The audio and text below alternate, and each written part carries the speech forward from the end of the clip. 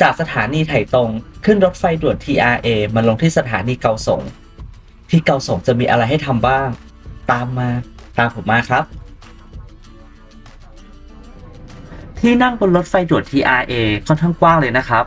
แถมยังมีที่วางเท้าด้วยเสบียงพร้อม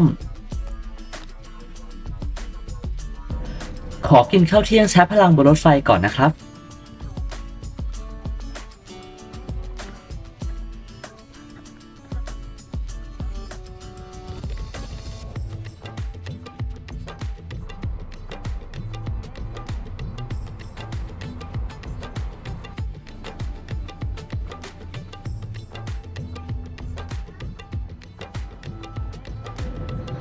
ด้านนอกของสถานีเกาสงก็มีการตกแต่งที่งดงามเป็นอีกหนึ่งไฮไลท์ของเกาสงที่นักท่องเที่ยวควรมาถ่ายรูปเช็คอิน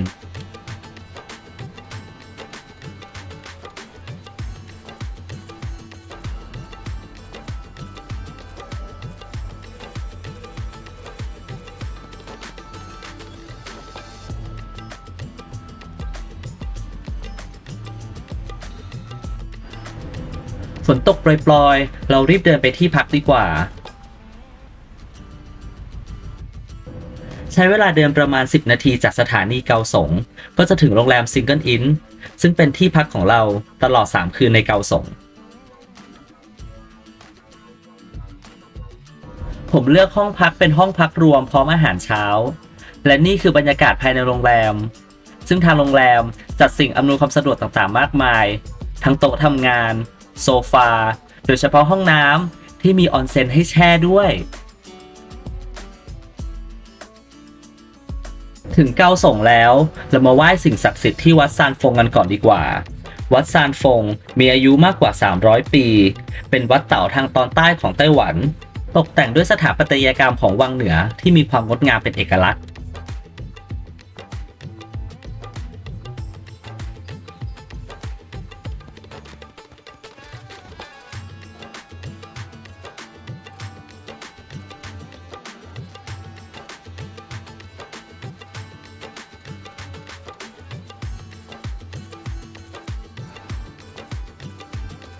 อีกหนึ่งจุดเด่นของวัดก็คือโคมไฟจำนวนมากมายที่แขวนอยู่ภายในวัด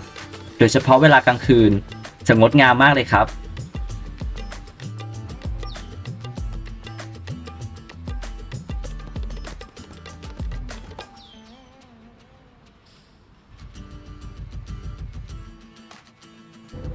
ถ้ามาเกาสงอย่าลืมแวะมาถ่ายรูปนะ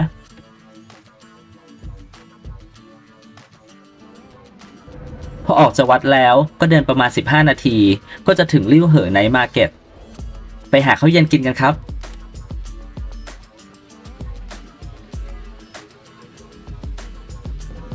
นี่คือบรรยากาศของลิ่วเหอไนท์มาร์เก็ตในยามราตรีจะมีของกินอยู่เต็มสองข้างทางนักท่องเที่ยวสามารถเลือกซื้อหาอาหารได้ตามชอบใจเลยครับ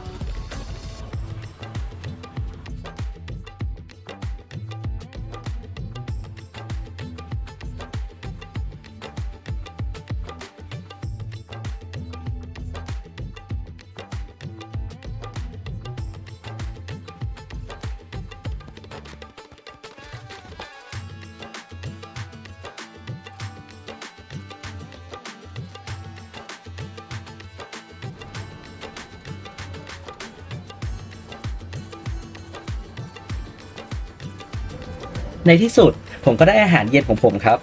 เป็นอาหารที่คล้ายๆกับปอเปี๊ยะสดที่ไส้ข้างในเป็นหอยนางรมแล้วราดด้วยซอสคล้ายๆกับซอสหอยทอด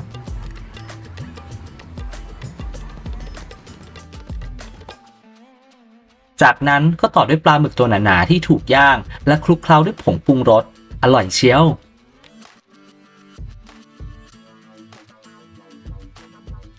สุดท้ายก็ตบด้วยน้ำผลไม้ปั่นวันนี้ผมเลือกเป็นมะม่วงมะนาวเพื่อเพิ่มความสดชื่น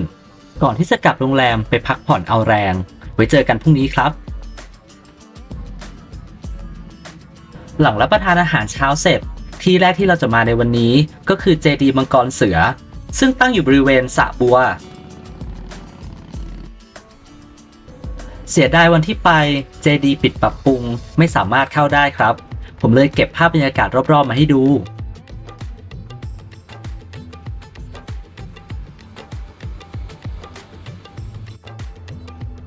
เดินต่อไปอีกนิดก็จะเจอศาลาทรงแปดเหลี่ยม4ชั้นสไตล์จีนที่สร้างขึ้นในปี 1953 โดยด้านหน้าจะมีรูปปั้นเจ้าแม่กวนอิมที่ขี่มังกร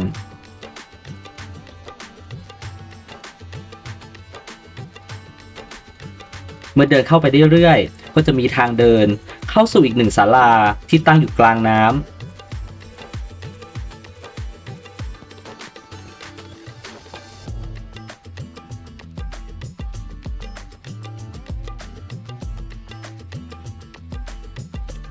เราสามารถขึ้นไปบนชั้น2ของศาลาเพื่อชมวิวโดยรอบได้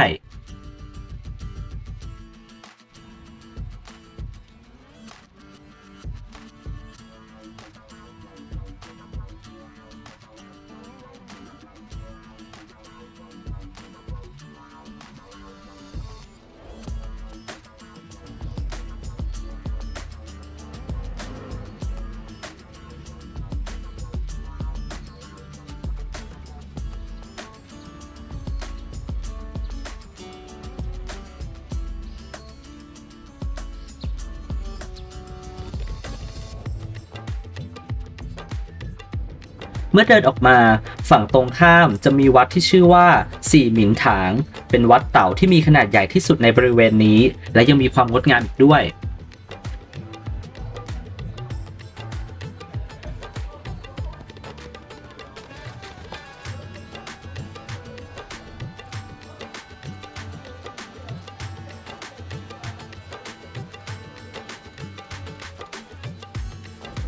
สำหรับตัววัดมีหลายชั้นซึ่งในแต่ละชั้นก็จะมีการประดิษฐานสิ่งศักดิ์สิทธิ์เพื่อให้ผู้คนมาสักการะ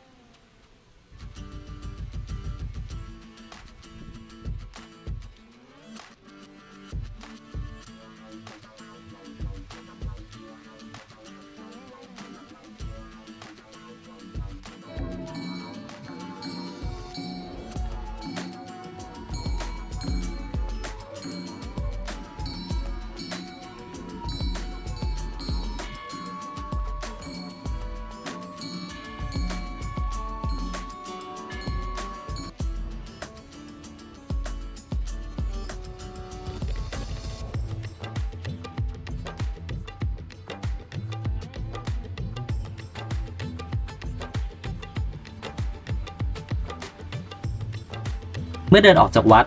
ก็เดินตามทางริมทะเลสาบก็จะเจอกับจุดหมายต่อไปของเรา ถึงแล้วครับวัดจั่วอิงหยวนตี้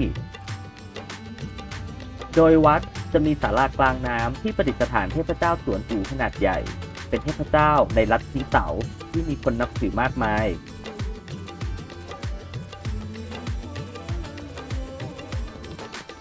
อย่าลืมแวะมาสักการะและถ่ายรูปกันนะครับ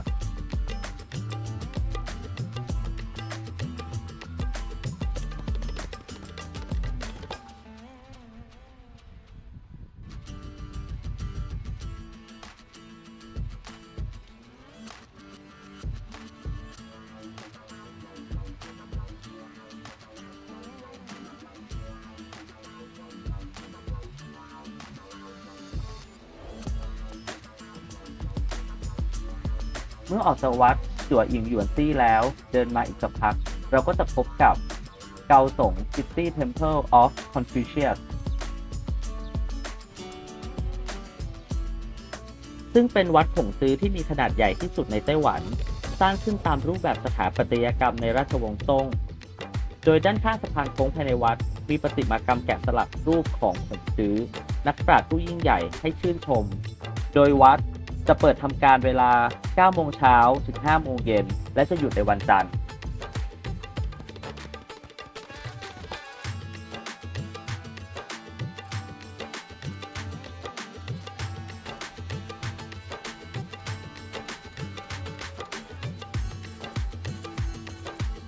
บริเวณรอบโลตัสเลคมีวัดหลายแห่งให้นักท่องเที่ยวมาสักการะมาเช็คอินมาถ่ายรูปอย่าลืมแวะกันมานะครับ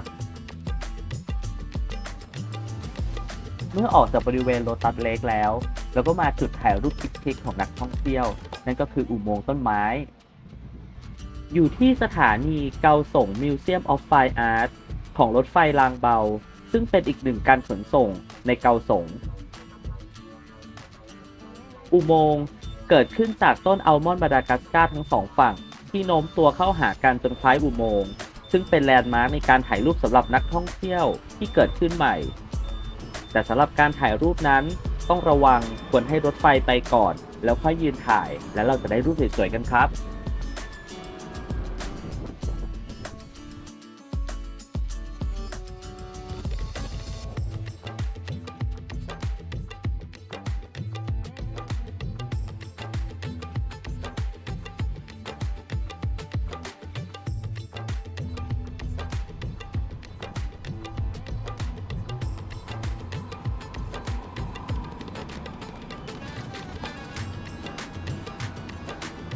พอถ่ายรูปจนหนำใจแล้วเราก็ขึ้นรถไฟมาลงที่สถานีต้าอี้เทียร์2ซึ่งเป็นจุดหมายต่อไปของเรานั่นก็คือเทียร์2 Art Center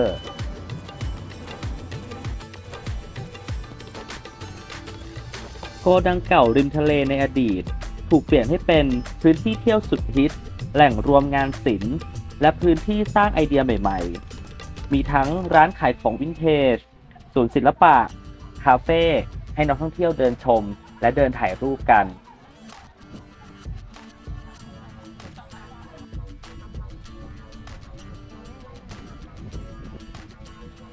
ผมได้ใช้โอกาสนี้เพื่อใช้บริการ U-Bike เพื่อปั่นจักรยานชิลๆริมทะเลนอกจากนั้นแล้วผมยังสามารถที่จะจอดจักรยานเพื่อแวะถ่ายรูปงานศิลปะวิวโกดังรวมถึง Grace Harbor Bridge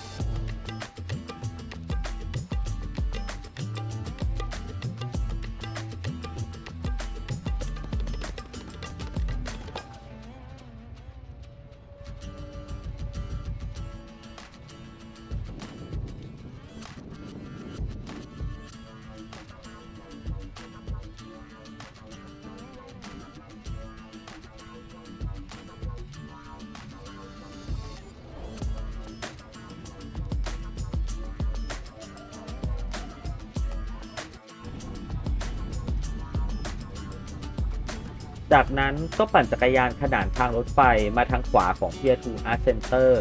ก็จะพบกับโซนพิพิธภัณฑ์รถไฟฟ้าฮามาเซนซึ่งเป็นสวนสาธารณะซึ่งจะมีรถไฟจิ๋วไว้คอยบริการกับนักท่องเที่ยวรวมถึงมีงานศิลปะต่างๆให้ชมอีกมากมาย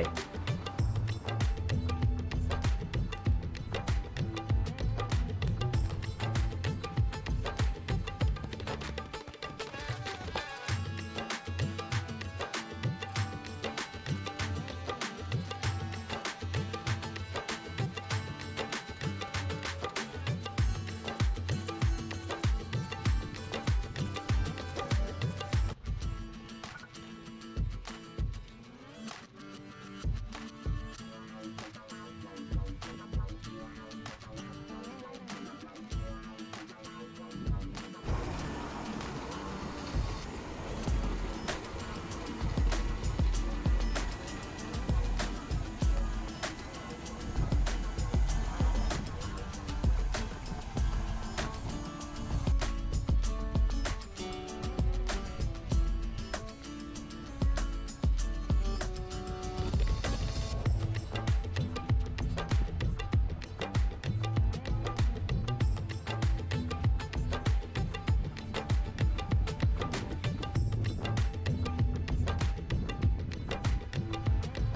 อถ่ายรูปจนหนำใจในบริเวณใกล้ๆกันก็จะมีเกาสงมิวสิกเซ็นเตอร์ซึ่งเป็นอีกหนึ่งแลนด์มาร์คที่นักท่องเที่ยวมักจะมาถ่ายรูปกัน เนื่องด้วยตัวอาคารมีสถาปัตยกรรมที่งดงาม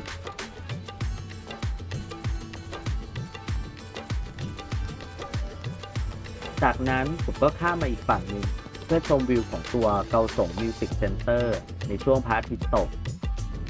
เที่ยวมาทั้งวันแล้ว ผมคงต้องกลับไปพักผ่อน ไว้เจอกันคลิปหน้ากับเกาสงในวันที่ 3 นะครับ อย่าลืมกดไลค์ กดแชร์ กด Subscribe Certified Past Journey